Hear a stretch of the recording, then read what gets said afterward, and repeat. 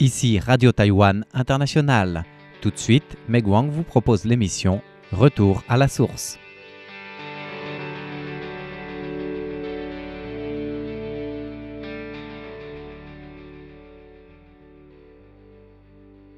Bonjour à tous, notre émission vous propose une rencontre avec Mo Xianqiao, professeur d'océanographie de l'université Sun Yat-sen dans le sud de Taïwan, qui, à partir de la classification des poissons et des comportements des animaux, s'est intéressé peu à peu aux sons sous-marins.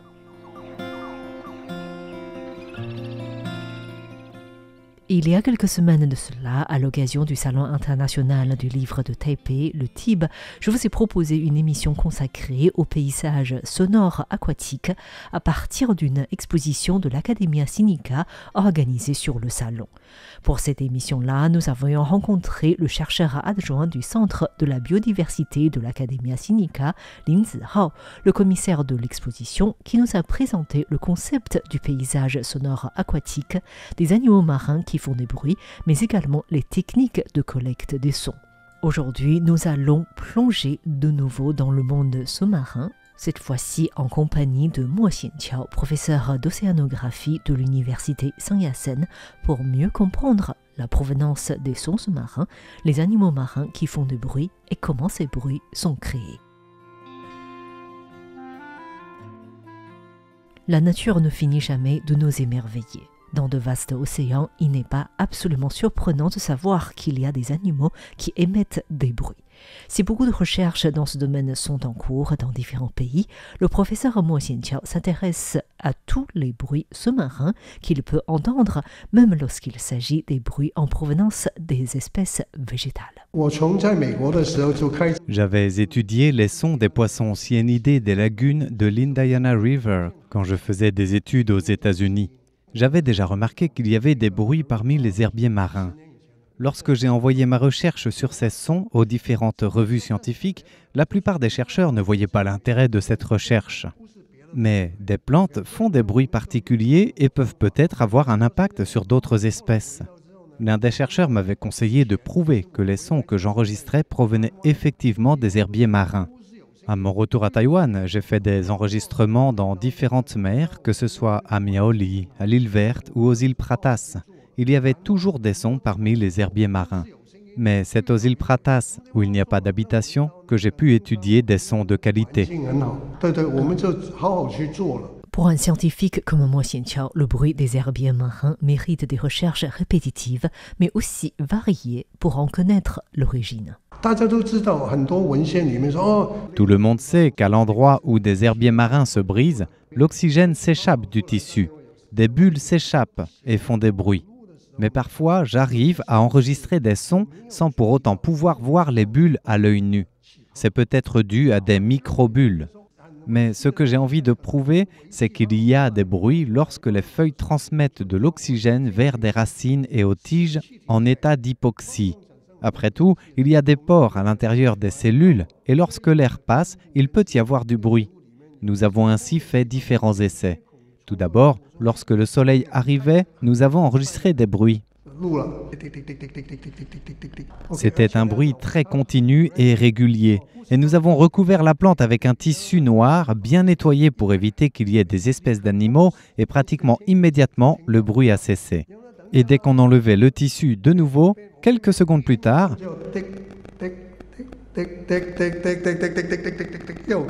le bruit recommençait, d'abord plus lentement, ensuite rapidement. Toutefois, cela ne prouve pas que les herbiers engendrent un bruit durant la photosynthèse. Cela ne signifie pas qu'il s'agit d'un bruit de transmission d'oxygène.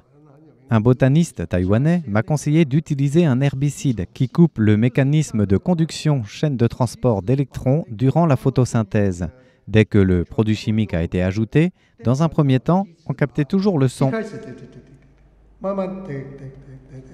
Ce bruit dit qui s'affaiblissait avant de s'arrêter complètement en quelques minutes. En plus, des recherches ont déjà prouvé que dès qu'il y a une force externe qui exerce une pression sur une plante, la pression pousse instantanément l'oxygène à se déplacer. Nous avons remarqué que dès que quelqu'un marche sur une plante, le bruit évolue comme ça. Après les plantes, les animaux. Pourquoi alors les animaux font-ils des bruits? La plupart des poissons ne font qu'une ou deux sortes de bruits. Ces sons servent à se défendre, signaler le lieu où ils se trouvent, ou encore lorsqu'il s'agit des poissons en banc, ils peuvent communiquer par des bulles. C'est donc une fonction spéciale. Bien sûr, ils font également des bruits pour attirer lors de la saison de reproduction. C'est par exemple le cas des poissons Pomacentridés, communément appelés poissons demoiselles, qui font une sorte de danse nuptiale en émettant un bruit pour attirer les femelles. Lorsque nous connaissons ces sons, les pêcheurs peuvent savoir où se trouvent les poissons, tout comme les autorités en charge qui peuvent savoir s'il faut protéger un habitat ou non. Ensuite, il est aussi possible de diffuser des sons des poissons aux poissons pour les attirer, ce qui nous permet de faire d'autres recherches. Lors de notre dernière émission consacrée aux sons sous-marins, nous avons parlé des crevettes pistolets qui sont bien célèbres pour créer des bruits. Mais pour le professeur Mo Xianqiao, sur le fond des sons des crevettes pistolets, il y a également d'autres sources sons qui l'avaient beaucoup intrigué. Sur les quais proches des côtes, dans les récifs rocheux ou les récifs coralliens, il y a beaucoup de sons très forts. Une partie de ces sons vient effectivement des crevettes pistolets. Avec la fermeture très rapide de sa pince, la crevette pistolet provoque un jet d'eau puissant et des bulles. Le bruit que nous entendons provient de l'implosion de ces bulles. Ces sons varient de 3 à 4 kHz. Mais si nous observons de plus près ces bruits tellement nombreux, nous pouvons nous demander si ces bruits proviennent vraiment tous des crevettes pistolets. Y a-t-il vraiment autant de crevettes pistolets en un lieu? En plus, si nous considérons que cette crevette se sert des claquements de pince pour chasser ou pour se défendre, alors autant de bruit signifie-t-il que ces crevettes sont constamment en situation de guerre? Je pense donc que logiquement, il peut y avoir d'autres animaux qui produisent ces sons. C'est quelque chose qui reste à étudier. J'ai déjà fait des tests de sons dans des bassins d'élevage d'huîtres. Et il s'avère que les bruits enregistrés sont très similaires à ceux des crevettes pistolets. Il y a déjà beaucoup de recherches dans le monde concernant les crevettes pistolets. Avec des sons enregistrés, des animaux peuvent être étudiés avec des angles différents. Dans les zones des herbiers marins, nous constatons qu'il y a beaucoup de bruits d'animaux qui mâchent des choses. Cela peut provenir des escargots de mer ou des fruits de mer. Si nous étudions plus en détail, nous pourrons savoir quand est-ce que ces fruits de mer mangent ou quel genre d'aliments ils mangent. Comme nous pouvons enregistrer ces sons sans déranger les animaux, ce serait bien de placer des enregistreurs en différents lieux pour découvrir quel genre d'escargot préfère quel type d'herbe, mange-t-il à des moments précis, des habitudes alimentaires. Beaucoup d'études peuvent être menées sans pour autant déranger ces animaux. Ce sont des études complémentaires aux autres types de recherches. Beaucoup d'invertébrés font également des sons. C'est le cas des oursins. Ce sont autant de sujets de recherche.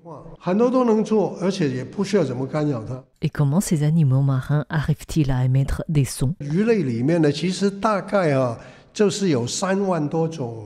y a plus de 30 000 espèces de poissons. La plupart du temps, c'est avec la structure dure de leur corps que les poissons créent des bruits comme des frottements. D'après notre connaissance actuelle, chez les poissons cartilagineux, il y a 3 espèces qui arrivent à produire des bruits de coups. Ces bruits sont probablement faits avec leur spiracle. Et parmi les poissons osseux, il y a environ 900 qui produisent des bruits dans des objectifs précis. Ce sont des bruits avec des fonctions. Les hippocampes créent aussi des bruits en frottant une partie de leur crâne sur la partie du squelette externe qui forme la crête au-dessus de la tête. Les poissons balistes font aussi du bruit avec leur nageoire pectorale en frottant certaines écailles. Voilà un son que j'ai enregistré à bord d'une petite barque en pleine nuit sur le fleuve de l'Amazone. C'était l'une des variétés du poisson cyanidé. Ces derniers peuvent produire des sons de manière interne et externe. Ils peuvent utiliser la vessie natatoire, une structure vaste et complexe, pour produire des sons audibles. Ou alors ils font des bruits avec les muscles qui se transmettent à travers les ribes à la vessie.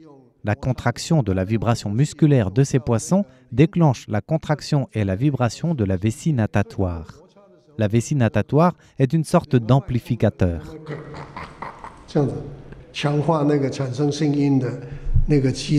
Et le professeur Mo Xianqiao n'a pas hésité à raconter une histoire liée à sa recherche scientifique, puisque c'est exactement avec des sons enregistrés aux îles Pratas qu'il s'est fait dépasser ou surpasser pour la première fois par l'un de ses étudiants.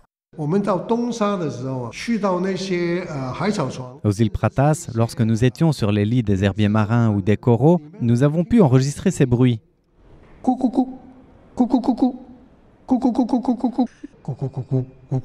Mais impossible pour nous de déterminer la source de ces bruits, puisqu'ils sont distribués en plusieurs fréquences étroites.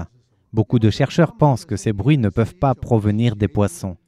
Nous pensons que ces sons peuvent provenir des Ariidés, une famille de poissons-chats marins. Avec l'autorisation du Parc naturel national, nous avons capturé un poisson-chat rayé, ou balibo rayé, pour l'étudier. Mais jamais ce poisson-chat rayé n'a produit aucun son. C'était un échec. Mais l'un de mes étudiants n'a pas voulu abandonner. Il a capturé différentes espèces d'animaux marins des récifs coralliens qu'il a élevés dans différents aquariums. Et il s'avère qu'il y a une variété de poissons, des apogonidés, qui émettent ce genre de bruit avant et après que le mâle fasse l'incubation buccale. Comprendre et suivre les comportements des poissons à travers le paysage sonore permet également d'étudier l'impact de l'environnement sur les animaux marins. Il y a déjà des recherches qui sont menées dans des récifs coralliens avec un lieu où il y a beaucoup de bruits humains et autres. C'est un cadre naturel. Il s'avère qu'au bout d'un certain temps, la zone moins influencée par les humains a attiré plus de poissons, tant en termes de nombre qu'en termes de variété. Dans la zone où les activités humaines sont plus intenses, les poissons diminuent, puisqu'avec les bruits des humains, ils s'échappent moins vite face à leurs prédateurs. Leur capacité d'apprentissage a aussi été influencée. Ils n'arrivent plus à faire la connexion entre des éléments dangereux et des risques de blessures. Étudier l'impact environnemental sur les animaux marins à travers les sons qu'ils émettent, c'est aussi l'un des objectifs de recherche du professeur Mo Xianqiao. Des sons sous-marins des animaux ou des plantes deviennent ainsi un outil de plus pour comprendre ce monde si vaste et mystérieux, nos océans. Merci de votre écoute, c'était Meg Wang pour RTI.